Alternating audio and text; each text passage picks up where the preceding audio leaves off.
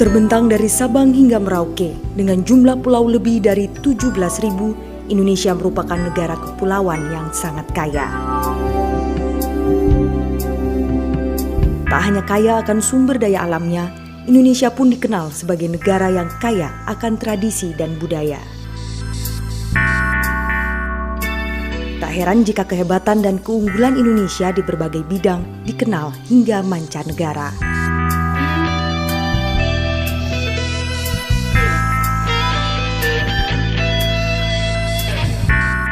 Sejak era perjuangan melawan kolonialisme, Indonesia telah membuktikan bahwa salah satu kunci kemenangan melawan penjajah adalah bersatu.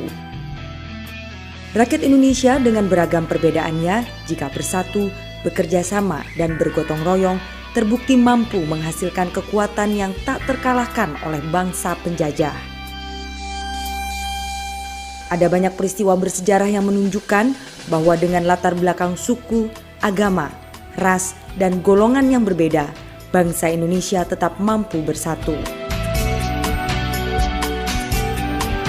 Kongres Pemuda, 28 Oktober 1928. Kongres ini bertujuan membangkitkan semangat kerjasama antar perkumpulan pemuda yang berbeda latar belakang. Kongres menghasilkan satu kebulatan tekad yang terkenal dengan nama Sumpah Pemuda. Ada juga BPUPKI, Badan Penyelidik Usaha-Usaha Persiapan Kemerdekaan Indonesia yang dibentuk 1 Maret 1945. BPUPKI beranggotakan 69 orang yang terdiri dari 62 orang yang merupakan tokoh pergerakan nasional Indonesia yang berasal dari berbagai daerah dan beragam aliran, ditambah 7 orang anggota istimewa yang mewakili pemerintah Jepang namun tidak memiliki hak suara.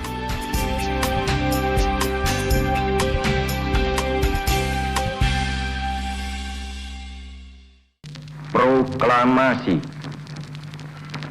Kami, bangsa Indonesia, dengan ini menyatakan kemerdekaan Indonesia. Hal-hal yang mengenai pemindahan kekuasaan dan lain-lain diselenggarakan dengan cara saksama dan dalam tempo yang sesingkat-singkatnya. Kisah persahabatan dua tokoh Soekarno dan Sudirman adalah contoh nyata tentang bagaimana perbedaan yang dimiliki tetap disikapi dengan santun. Meski dalam beberapa hal pandangan kedua tokoh ini berseberangan, demi tujuan yang sama, yaitu kemerdekaan Indonesia yang utuh, mereka tetap saling bekerja sama.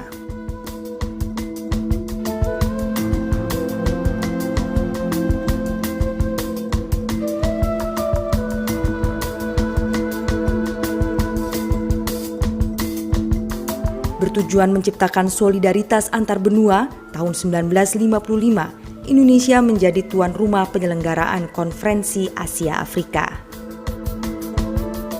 Konferensi Asia Afrika menjadi dorongan kuat bagi negara-negara terjajah untuk segera merebut kemerdekaannya. Inilah salah satu peran besar Indonesia dalam kancah politik internasional yang diakui oleh dunia. Di bidang politik pun sesungguhnya Indonesia memiliki tradisi politik yang santun dan layak dicontoh. Ini adalah gambaran suasana pemilu tahun 1955, pemilu pertama yang diselenggarakan setelah 10 tahun Indonesia merdeka. Di hari pemilihan, semua warga yang memiliki hak pilih memperlihatkan kegembiraannya. Berbeda sikap politik adalah hal yang wajar dan tak perlu diperuncing hingga menjadi konflik. Soekarno pun memberikan contoh keteladanan yang sederhana. Menjadi pemimpin tak harus dilayani secara istimewa. Sambil tersenyum, Soekarno ikut mengantri menunggu giliran memberikan suaranya bersama para pemilih lain. Pemilu 1955 diikuti 172 kontestan, terdiri dari partai politik, ormas, bahkan peserta perorangan. Tujuannya untuk mengakomodasi ideologi yang sangat beragam seperti Marxisme, Sosialisme, Nasionalisme, Islam, Kristen, bahkan Kejawen.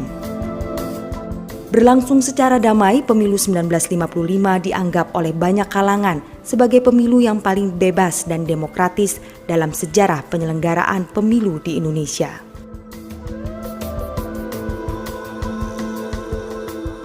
Nilai-nilai kekeluargaan telah mengakar dalam kehidupan bangsa Indonesia. Dalam Undang-Undang Dasar 1945 Pasal 33 bahkan dinyatakan bahwa perekonomian disusun sebagai usaha bersama berdasar atas asas kekeluargaan.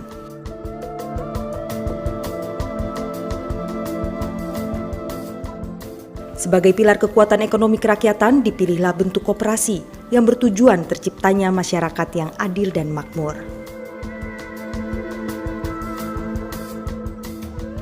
Sebagai salah satu bentuk kemandirian bidang ekonomi, sejak tahun 1964, Indonesia mencanangkan program swasembada sandang. Dalam rangka itulah dijalankan proyek pengembangan kapas unggul di wilayah Jawa Tengah.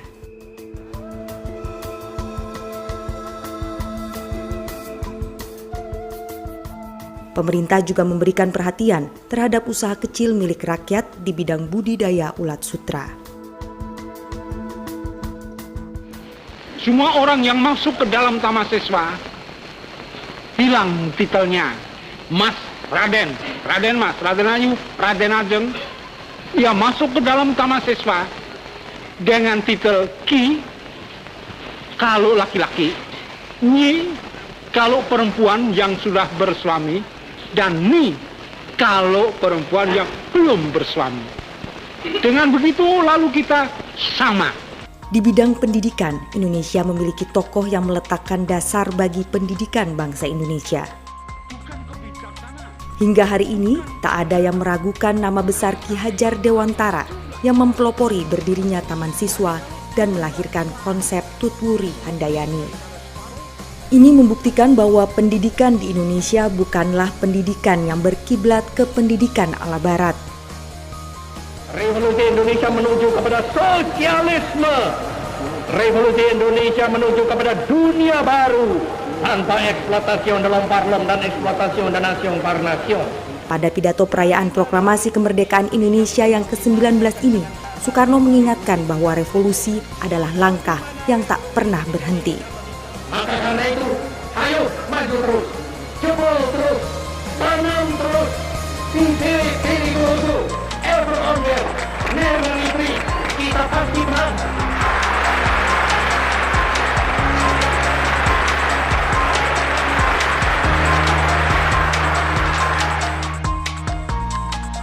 Januari 1965 menjadi hari yang bersejarah bagi perkembangan ilmu pengetahuan dan teknologi di Indonesia. Hari itu Presiden Soekarno meresmikan pembangunan reaktor atom Serpong. Pembangunan reaktor atom ini menjadi bukti nyata bahwa di masa itu Indonesia telah berhasil mengikuti kemajuan ilmu pengetahuan dan teknologi. Salah satu bukti lain kemajuan IPTEK di Indonesia adalah Industri Pesawat Terbang Nasional atau IPTN.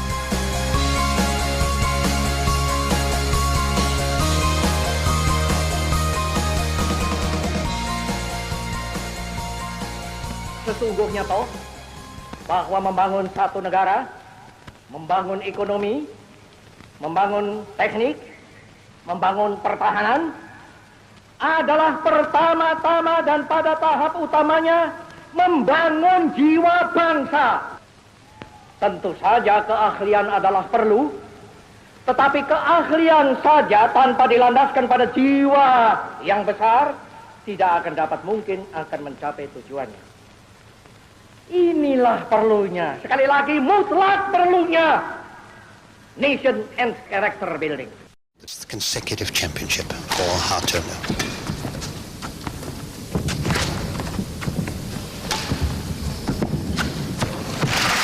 Di tahun 70-an, Christian Hadinata dan Rudy Hartono adalah dua pebulu tangkis yang mengharumkan nama Indonesia lewat bidang olahraga. Hingga kini, Indonesia adalah salah satu negara yang diperhitungkan dalam ajang bulu tangkis internasional karena memiliki pemain-pemain yang handal.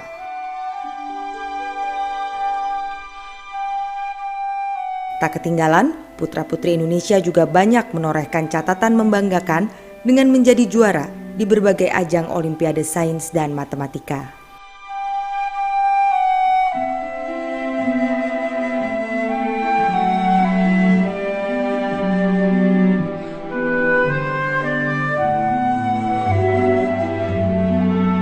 Cuplikan tadi hanyalah penggalan gambaran kehebatan dan prestasi yang dimiliki Indonesia. Ada lebih banyak lagi catatan kehebatan lain yang dimiliki Indonesia. Semua catatan itu tersimpan rapi dalam koleksi yang dikelola oleh ANRI, Arsip Nasional Republik Indonesia. Menyoal kehebatan dan kebanggaan Indonesia di masa lalu, lantas timbul pertanyaan, adakah kehebatan semacam itu masih tersisa hari ini? Indonesia hari ini memang telah banyak berubah. Tak hanya kisah membanggakan, Indonesia pun memiliki beragam kisah persoalan. Persoalan-persoalan besar yang muncul berpotensi menjadi penghalang utama bagi Indonesia dalam mencapai apa yang telah menjadi cita-cita proklamasi kemerdekaan. Cita-cita proklamasi akan berhasil jika seluruh rakyat Indonesia terlibat di dalamnya. Oleh sebab itu, mutlak dibutuhkan suatu perubahan sikap dan mental demi mengembalikan kejayaan dan kebanggaan Indonesia. Bukan hal yang mudah menemukan kembali karakter bangsa Indonesia yang sesungguhnya, yang memiliki nilai-nilai luhur dan membanggakan.